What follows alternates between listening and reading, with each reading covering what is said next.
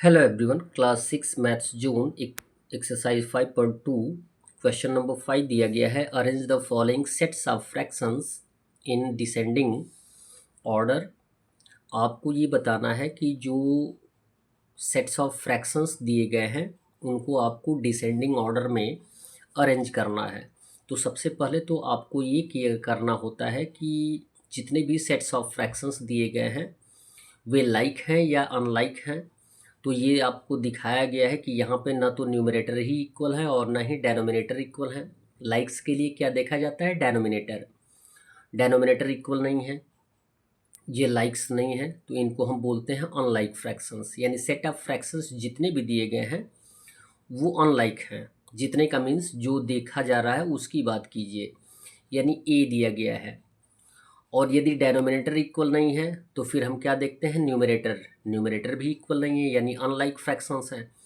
और यदि दो से ज़्यादा फ्रैक्शंस दिए गए होते हैं तो उनके लिए हम जो मेथड प्लस और माइनस करने के लिए यूज़ करते हैं वही मेथड हम यूज़ करते हैं कि कौन सा फ्रैक्शन बड़ा है और कौन सा छोटा है। तो एलसीएम फाइंड आउट करेंगे 4, 6, 8 का। और एलसीएम क्या होता है? वह नंबर होता है जो कि प्रत्येक डेनोमिनेटर से कट जाता है यानी डिविजिबल होता है। 4, 6, 8 का हम क्या करेंगे? एलसीएम फाइंड आउट करेंगे। तो 2 into two into two into three आएगा। 2 2 ज़ा 4, 2 ज़ा 8, 3 ज़ा 24। हमारा एलसीएम आ जाएगा 24। 4 6 ज़ा 24 इंटू थ्री कॉमा कर देंगे, अलग अलग है ये। 6 4 ज़ा 24 इंटू वन कॉमा 8 3 ज़ा 24 इंटू 5 मल्टीप्लाई करेंगे। 6 3 ज़ा 18 कॉमा 4 1 ज़ा 4 3 5 ज़ा 15। अब इससे आप आइडेंटिफाई कर सकते हैं कि कौन सी फ्रैक्शन छोटी है और कौन सी बड़ी है। अब आप ये जानकारी कर सकते हैं कि जितने भी टर्म्स यहाँ पे दिए गए हैं वो पॉजिटिव हैं। तो सबसे छोटा कौन होगा? 4। किसका है? मिड वाले का, यानी 1/6 है। और हमें अगर डिसेंडिंग ऑर्डर में लिखना है तो सबसे बड़ी फ्रैक्शन को सर्च करना है। सबसे बड़ा फ्रैक्शन कौन सा आएगा? 18 का। 3/4, तो लिख देंगे 3/4 ग्रेटर देन।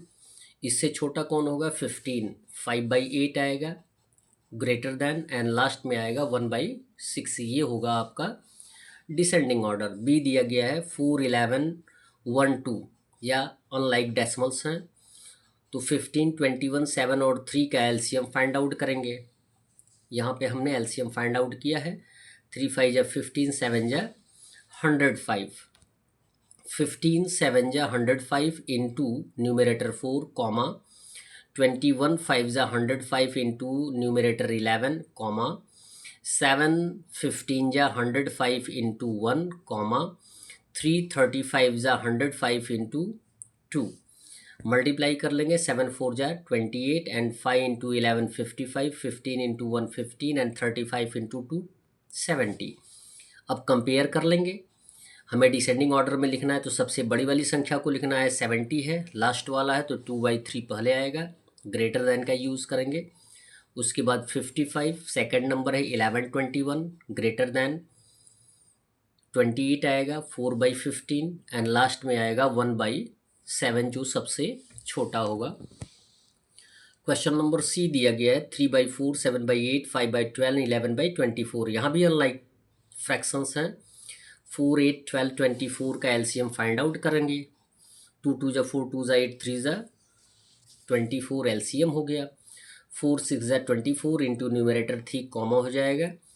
और सेपरेट करना है तो हमें इसे ब्रैकेट में रख के सेपरेट कर सकते हैं। यदि ब्रैकेट नहीं भी देंगे तो वर्क हमारा चल सकता है, काम चल सकता है। लेकिन क्वेश्चन को कुछ इस तरीके से सॉल्व करें, लिखें कि देखने वाले को अच्छा लगे और वह आपको अच्छे से मार्क्स दे। 8 3 ज़ा 24 इंटू न्यूमरेटर 7 कॉमा 12 2 ज़ा 24 इंटू 5 कॉमा 24 1 ज़ा 24 इंटू 11 मल्टीप्लाई कर देंगे। 6 3 ज़ा 18 7 3 ज़ा 21 और 2 5 ज़ा 10 एंड 11 1 ज़ा 11। अब इसको कंपेयर कर सकते हैं कौन सबसे बड़ा है। तो 21 7/8 का है, 7/8 ग्रेटर देन। इससे छोटा कौन आएगा? 18 का आएगा। 3/4 ग्रेटर देन। फिर उसके बाद आएगा 11 11/24 ग्रेटर देन एंड 5/12 12। ये हो गया हमारा डिसेंडिंग ऑर्डर। क्वेश्चन नंबर 6 दिया गया है, Dikshit exercised for 2/3 hours while Divyang exercised for 3/4 hours। यानी दीक्षित क्या करता है, 2/3 hours वर्क करता है, दिव्यांश जो है 3/4 hours काम करता है। अब पूछा ये जा रहा है कि who exercise for a longer time, कौन सबसे लंबे समय तक काम करता है। तो हमारे पास दो लोगों का कंपैरिजन दिया गया है, दो फ्रैक्शन है, तो हम क्रॉस मल्टीप्लाई करके कंपैरिजन कर सकते हैं। दीक्षित 2/3 है और उसके बाद दिव्यांक हैं 3/4, क्रॉस मल्टीप्लाई करेंगे 2 इंटू 4 एंड 3 इंटू 3 मल्टीप्लाई करेंगे 2 4 जा 8 एंड 3 3 जा 9। क्लियर है। इसमें आपको दिखाया गया है कि कौन बड़ा है, राइट साइड का 9 है, राइट साइड कौन है 3/4, और 3/4 किसका है, दिव्यांग का। तो लिख देंगे हियर 3/4 इज ग्रेटर, सो दिव्यांग exercise for a longer time. Question number 7 दिया गया है, इन अ कॉलेज, एक कॉलेज में 20 students out of 25 passed in class 6। एक कॉलेज में 20 students of 25 passed, 20 students out of 25 passed, यानी 25 बच्चों में से 20 बच्चे यानी विद्यार्थी पास हो गए क्लास 6 के। क्लास 6 में 25 बच्चे हैं, पास कितने हुए 20, while 24 out of 30 passed in class 7th, और जबकि क्लास 7th में 30 बच्चे हैं जिसमें पास हुए 24। अब बताना ये है कि which class gave better result, तो कौन से क्लास ने बेटर रिजल्ट दिया।